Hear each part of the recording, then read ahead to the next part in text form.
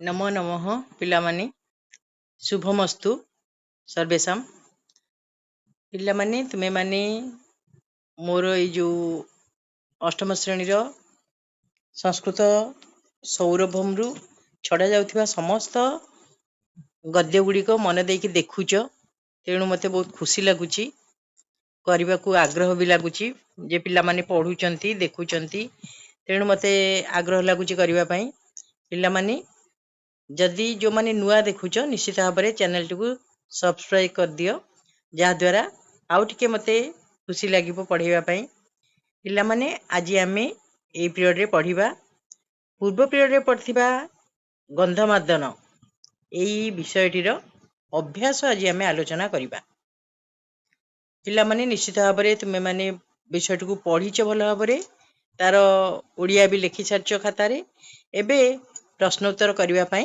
अति सहज हब तेणु आमे देखिबा गोटी गोटी की प्रश्नोत्तर कौन अछि देख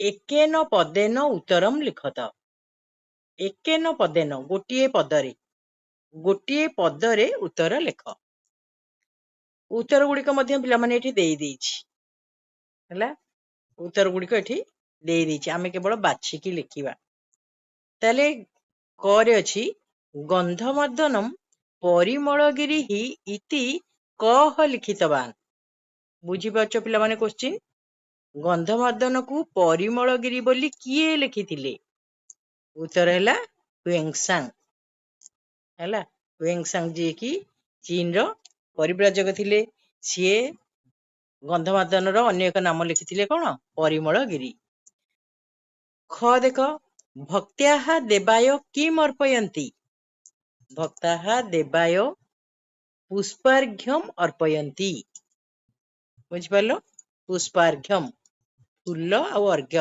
अर्पण करन्ति ग के मंदिरस्य शोभां वर्धयन्ति पुष्पपादपाः ए गोटिक पिला माने पुष्पपादपाः मंदिरस्य शोभां वर्धयन्ति पर्यटकाः विहारयात्रार्थं कुत्र आगच्छन्ति पर्यटकाः विहारयात्रार्थं हरिशंकरम आगच्छन्ति कुत्र माने केउ ठाकू ताले हरिशंकर को आसंती का हरिशंकर मंदिरम निर्मितवती दुर्लभा देवी पिला माने बुझ पारलो क्वेश्चन उत्तर गुड़िक ताले आमे पढ़िथिले बैजल देवंकर पत्नी दुर्लभा देवी हरिशंकर मंदिर को निर्माण करथिले एबे आमे द्वितीय नंबर देखिबा देख कौन देछि बंधनी मध्यस्थ यथार्थ शब्दे ही शून्य स्थान पूरयत बंधनी मध्यरु उपयुक्त शब्द बाची शून्य स्थान पूरण कर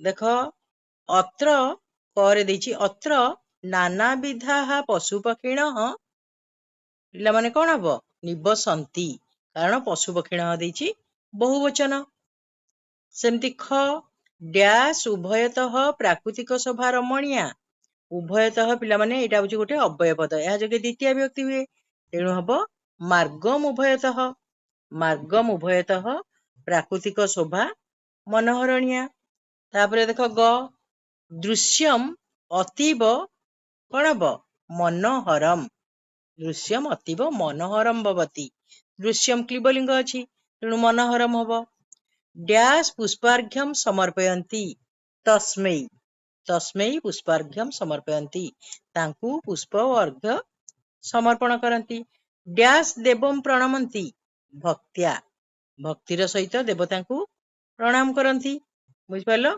भक्त्या हबो सेठी उत्तर एबे 3 नंबर देख मातृभाषया अनुवादम कुरुत मातृभाषा रे अनुवाद कर आमे तो ओडिया गोटी गोटी लिखिथिले एबे तथापि आउ थरे देखिनियो करे अछि अत्र नाना विधाः पशुपक्षिणः निवसन्ति आरो मातृभाषा रे लेबो एठारे विभिन्न प्रकार पशुपक्षी माने वास करन्ति ख देख यात्रिकाः भक्त्या परि यात्रिकाः भक्ताः परिवारेण सह आगच्छन्ति हेले यात्री माने भक्त माने परिवार सहित आसन्ति ग देख तस्मै पुष्पार्घ्यम समर्पयन्ति तांकु पुष्प ओ अर्घ्य समर्पण करती। घ शीत काले अत्रत्य परिवेश हर्षक। शीत समय रे एठार परिवेश आनंददायक। ऊरे कौन अच्छी देख अतः एतत् स्थानम सर्वेशम दर्शनीयम। एणुकरी एही स्थानटी समस्तंकर दर्शनीय अटे। हैला 3 नंबर आमे सारिले। एबे 4 नंबर को चलो। 4 नंबर कौन देची शुद्धम पदम रचयत। शुद्ध पद रचना कर लेख। ताले पद गुड़िक एपट सेपट होइकी रहिछि आमे ताकू कौन करबा शुद्ध करबा ठीक करबा। ताले देची ग मा ध द नह। बुझी पाछ पिला माने गंधमादन नहीं। द्वितीयटी है पुष्प पादप है पुष्प पादपाहा। पुष्प पादपाहा अच्छी तापरे एटा हबो हरिशंकरम। हरिशंकर हरिशंकर एटा ला हुएंग संग एटा ला नृसिंह नाथ। बुझिपाल एगुड़िक सब गोटी गोटी पढ़िब ताकू एटा तो मजा लगिब ना। एपट सेपट होइकी शब्द गुड़िक अच्छी आमे ताकू ठीक करबा। एबे देख क स्तंभ आ ख स्तंभ को आमे मिलेइबा। गोटे उदाहरण दे देछि तस्मै देवाय। आमे सेमती कौन करबा मंदिरम परितः मार्गम उभयतः अनेकाः लताः मोदम नयन्ति। हैला पिला माने तस्मै देवाय दे देछि आमे कौन करले मंदिरम परितः मार्गम उभयतः अनेकाः लताः मोदम नयन्ति। हैला एबे 6 नंबर रेखांकित पद को ठीक कर। जो रेखांकित पद गुड़िक एगुड़िक भूल अछि आमे ताकू ठीक करबा। ताले देछि पर्वतस्य निकषा महाविद्यालय अस्ति। सेठी पर्वतस्य पिला हबनी पर्वतम हब कारण निकषा होछि गोटे अवय पद। निकषा माने निकटरे एहा जगरे द्वितीय विभक्ति हुए तेणु पर्वतम। ख ते भक्ति ना देछि भक्ति ना देवम पूजयंती। भक्ति शब्दर तृतीय व्यक्ति एक वचन होछि भक्त्या तेणु यार उत्तर हबो कोन भक्त्या देवम पूजयंती। हैला नानाविध पशु पक्ष्यः देछि नानाविध पशु पक्ष्यः निवसन्ति। सेठी कोन हबो नानाविधाः पशु पक्षिणः निवसन्ति। घ झरणाम कलनादः चिताकर्षकम देछि। कलनाद अछि चिताकर्षक बुझिला। शीत काले अत्रत्य परिवेश हर्षक कहा दे देछि हर्षक हैला। एबे आमे देखिबा 7 नंबर कौन अछि वाक्यानि रचयत। वाक्य गठन कर। निकषा निकषा माने निकटरे हैला।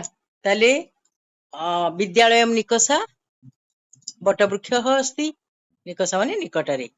उभयतः मार्गम उभयतः वृक्षाः सन्ति। उभयतः माने उभय पटे। परितः परितः माने चारिपटे। विद्यालयम परितः प्राचीरम शोभते हैला। विद्यालयर चारिपटे पाचेरी शोभा पाउची। बिना जलम बिना जीवनम नास्ति हैला। जल बिना जीवन नाही। एबे 8 नंबर देखिबा। 8 नंबर कौन अछि संधि विच्छेदम कुरुत। संधि विच्छेद कर। एगुड़िक सब संधि ହେଇକି ଲେଖା ହେଇଛି ତାକୁ ଆମେ विच्छेद करबा। कौन लिखा ହେଇଛି चिताकर्षक कौन हबो चित्त युक्त आकर्षक। सेमती पुष्पार्घ्यम पुष्प युक्त अर्घ्यम। पर्वतारोहणस्य पर्वत युक्त आरोहणस्य। विहार यात्रार्थम विहार यात्रा युक्त अर्थम। कश्चित कह युक्त चित। अतीब अति युक्त इव। सरला पिला माने प्रश्न उत्तर सरला। एबे तुम पई काम हैला तब कृते करणीयम। आ एगुड़िक पिला माने होउची प्रकृत रे तुम पई इम्पोर्टेंट। तुमे एकु जदी करिदबो ताले तमरो संस्कृत पाठ भलरे माने बहुत सुंदर भाबरे हेई जिवो। କଣ ଦେଇଛି? ଉଚ୍ଚେହି ପଠତ ଲିଖତ ଚ, ବଡ ପାଟିରେ ପଢ ଆଉ ଲେଖ। ଅକାରାନ୍ତ ପୁଲ୍ଲିଙ୍ଗ ଶବ୍ଦ, ବୁଝିଲା? ଅକାରାନ୍ତ ପୁଲ୍ଲିଙ୍ଗ ଶବ୍ଦ। ଯେମିତି ବାଳକ ଶବ୍ଦ, ଏଇଟା ଅକାରାନ୍ତ। ଆର ବାଳକ କେମିତି ହଉଛି? ବ ଯୁକ୍ତ ଆ ଯୁକ୍ତ ଳ ହଳନ୍ତ ଯୁକ୍ତ ଅ କ ଯୁକ୍ତ ଅ ଲାଷ୍ଟକୁ। ତାହେଲେ ଅ ଅଛି, ତେଣୁ ଏଇଟା ଅକାରାନ୍ତ। ଏହାର ପ୍ରଥମା ବ୍ୟକ୍ତିର ରୂପ ହଉଛି ବାଳକ, ବାଳକଉ, ବାଳକାହା। ସେମିତି ଦେବର ହବ ଦେବଃ, ଦେବଉ, ଦେବାହା। ନାଇଁ, ସେମିତି ଗଜର ହବ ଗଜଃ, ଗଜଉ, ଗଜାହା। ଆକାରାନ୍ତ ସ୍ତ୍ରୀଲିଙ୍ଗ ଶବ୍ଦ, ଯେମିତି ବାଳିକା, ବାଳିକାର ଶେଷକୁ ରହୁଛି ଆ, ତାହେଲେ ଏଠି କଣ ହବ? ବାଳିକା, ବାଳିକେ, ବାଳିକାହା। ଅକାରାନ୍ତ ଶବ୍ଦର ସ୍ତ୍ରୀଲିଙ୍ଗ, ଆକାରାନ୍ତ ସ୍ତ୍ରୀଲିଙ୍ଗ ଶବ୍ଦ ପ୍ରଥମା ବ୍ୟକ୍ତି ଗଲା ବାଳିକା, ବାଳିକେ, ବାଳିକାହା। ସେମିତି ପତ୍ରିକାର ହବ ପତ୍ରିକା, ପତ୍ରିକେ, ପତ୍ରିକାହା।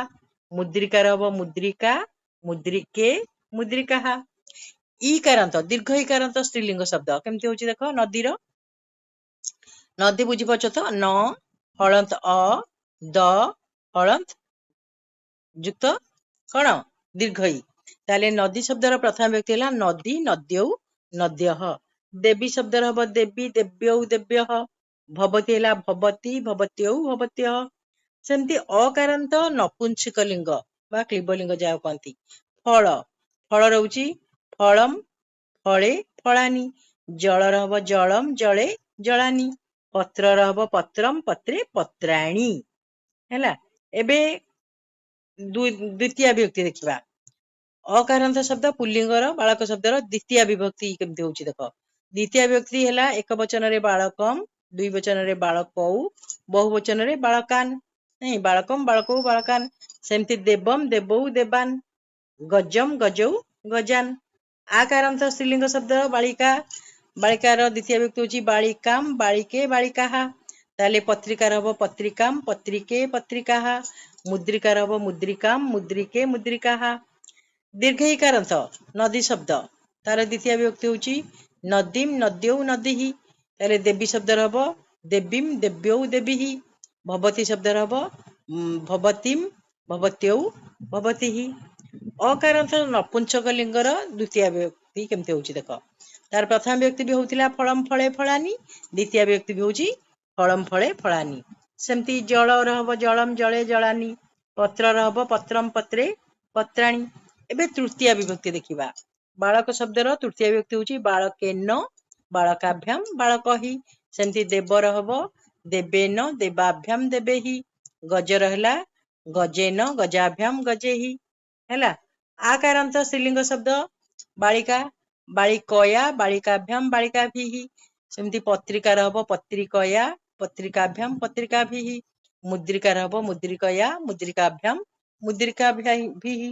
ସେମିତି ଏକାରାନ୍ତ ସ୍ତ୍ରୀଲିଙ୍ଗ ନଦୀ ଶବ୍ଦର କେମିତି ହଉଛି ଦେଖ? ନଦ୍ୟାଃ, ନଦୀଭ୍ୟାମ୍, ନଦୀଭିଃ ତୃତୀୟ ବିଭକ୍ତି। ସେମିତି ଦେବୀର ହବ ଦେବ୍ୟା, ଦେବୀଭ୍ୟାମ୍, ଦେବୀଭିଃ। ଭବତୀର ହବ ଭବତ୍ୟା, ଭବତୀଭ୍ୟାମ୍, ଭବତୀଭିଃ। ଅକାରାନ୍ତ ନପୁଂସକ ଲିଙ୍ଗ ତୃତୀୟ ବ୍ୟକ୍ତି ବାଳକ ଶବ୍ଦର ତୃତୀୟ ବ୍ୟକ୍ତି ପରି ହବ। ତାହେଲେ ଫଳେନ, ଫଳାଭ୍ୟାମ୍, ଫଳେହି। ଜଳର ହବ ଜଳେନ, ଜଳାଭ୍ୟାମ୍, ଜଳେହି। ପତ୍ରର ହବ ପତ୍ରେଣ, ପତ୍ରାଭ୍ୟାମ୍, ପତ୍ରେହି। ଏବେ ଚତୁର୍ଥୀ ବିଭକ୍ତି, ଚତୁର୍ଥୀ ବିଭକ୍ତି ହେଲା ବାଳକାୟ, ବାଳକାଭ୍ୟାମ୍, ବାଳକେଭ୍ୟଃ। ସେମିତି ଦେବର ଦେବାୟ, ଦେବାଭ୍ୟାମ୍, ଦେବେଭ୍ୟଃ। ଗଜର ଗଜାୟ, ଗଜାଭ୍ୟାମ୍, ଗଜାଭ୍ୟଃ। ହେଲା, ଗଜେଭ୍ୟଃ। ଆକାରାନ୍ତ ସ୍ତ୍ରୀଲିଙ୍ଗ ଶବ୍ଦ ବାଳିକାର ବାଳିକା ଏଇ, ବାଳିକାଭ୍ୟାମ୍, ବାଳିକାଭ୍ୟଃ। ସେମିତି ପତ୍ରିକାର ପତ୍ରିକା ଏଇ, ପତ୍ରିକାଭ୍ୟାମ୍, ପତ୍ରିକାଭ୍ୟଃ। ମୁଦ୍ରିକାର ମୁଦ୍ରିକା ଏଇ, ମୁଦ୍ରିକାଭ୍ୟାମ୍, ମୁଦ୍ରିକାଭ୍ୟଃ। ନଦୀ ଶବ୍ଦ ଇକାରାନ୍ତ, ନଦୀର ହେଲା ନଦ୍ୟେଇ, ନଦୀଭ୍ୟାମ୍, ନଦୀଭ୍ୟଃ। ସେମିତି ଦେବୀର ଦେବ୍ୟୈ, ଦେବୀଭ୍ୟାମ୍, ଦେବୀଭ୍ୟଃ। ଭବତୀର ଭବତ୍ୟୈ, ଭବତୀଭ୍ୟାମ୍, ଭବତୀଭ୍ୟଃ। ଅକାରାନ୍ତ ନପୁଂସକ ଲିଙ୍ଗ ଫଳାୟ, ଫଳାଭ୍ୟାମ୍, ଫଳେଭ୍ୟଃ ଚତୁର୍ଥୀ ବ୍ୟକ୍ତି ପିଲାମାନେ। ସେମିତି ଜଳର ହବ ଜଳାୟ, ଜଳାଭ୍ୟାମ୍, ଜଳେଭ୍ୟଃ। ପତ୍ରର ହବ ପତ୍ରାୟ, ପତ୍ରାଭ୍ୟାମ୍, ପତ୍ରେଭ୍ୟଃ। ବୁଝିପାରିଲେ ପିଲାମାନେ? ତେଣୁ ପାଠ ତ ନିଶ୍ଚିତ ଭାବରେ ବିଷୟଟି ଆମ ପାଇଁ ଇମ୍ପୋର୍ଟାଣ୍ଟ, ତା ସହିତ ଏଗୁଡିକ ମଧ୍ୟ ଆମର ବହୁତ ଇମ୍ପୋର୍ଟାଣ୍ଟ ଏବଂ ପ୍ରାୟ ଅକାରାନ୍ତ ଶବ୍ଦ ଏକାପରି, ଆକାରାନ୍ତ ଶବ୍ଦ ଏକାପରି। ତେଣୁ ଆମେ ଗୋଟିଏ ଯୋଡିଏ କରିଦେଲେ ବି ଆମ ପାଇଁ ଏଗୁଡିକୁ ବହୁତ ସହଜ ହେଇଯିବ ପିଲାମାନେ। ପିଲାମାନେ ଦେଖା ଯାଉଛି ସେମିତି କଷ୍ଟ, କିନ୍ତୁ ଥରଟେ ଆମେ ତାକୁ ଅଭ୍ୟାସ କରିଦେଲେ ଦେଖିବା କେତେ ସହଜ। ତାହେଲେ ପିଲାମାନେ ନିଶ୍ଚିତ ଭାବରେ ଭିଡ଼ିଓଟିକୁ ତମେ ମାନେ ଲାଇକ୍ କରିବ ଏବଂ କମେଣ୍ଟ ମଧ୍ୟ ଦବ, ତା ସହିତ ସବସ୍କ୍ରାଇବ କରିବା ପାଇଁ ମଧ୍ୟ ଭୁଲିବ ନାହିଁ। ହେଲା, ତାହେଲେ ଆଜି ପାଇଁ ଏଇଠି ଆମେ ରହିବା। ଧନ୍ୟବାଦ ସମସ୍ତଙ୍କୁ।